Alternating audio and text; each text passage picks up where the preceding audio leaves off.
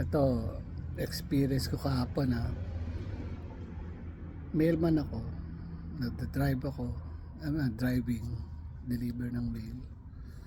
So 1 hour na lang tapos na yung i-deliver ko. So nadaan ako sa Inverness Street. Medyo makipot yung street pero tahimik. So ngayon,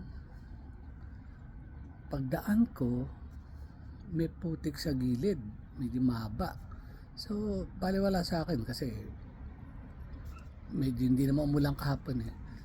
So pagdaan ko, bigla na lang tangina, pumaling sa kaliwa, dumulas yung gulong.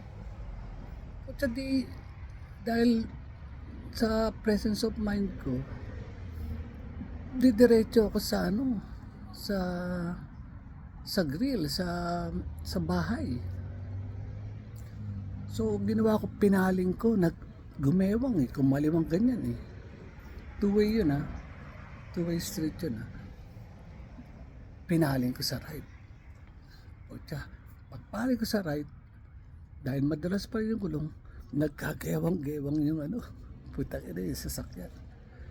So hanggang pinaling ko sa right, pinaling ko sa kaliwa, hanggang medyo bumagal na, tapos suminto na, medyo napahinto na ako. Oh my gosh, talagang yung kabog ng dibdib ko. Nakala mo drum eh.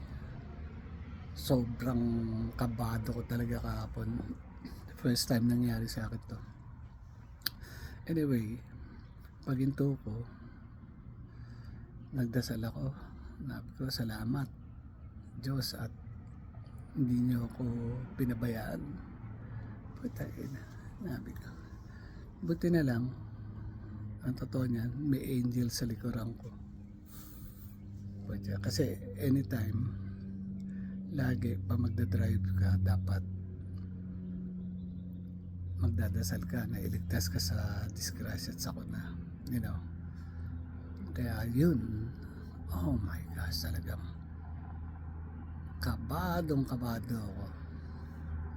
Kaya eto na lang, every time na lalabas ka ng bahay, sign of the cross, magdasal ka, nailigtas ka sa disgrasya at kung ano pa. Kaya yun na lang, buti na lang at wala nangyari. Eto, still alive and kicking. Alright, yun lang. Ingat-ingat lang lagi anytime na tatapak ka palabas ng bahay. Alright? God bless you all. Mabuhay ang mga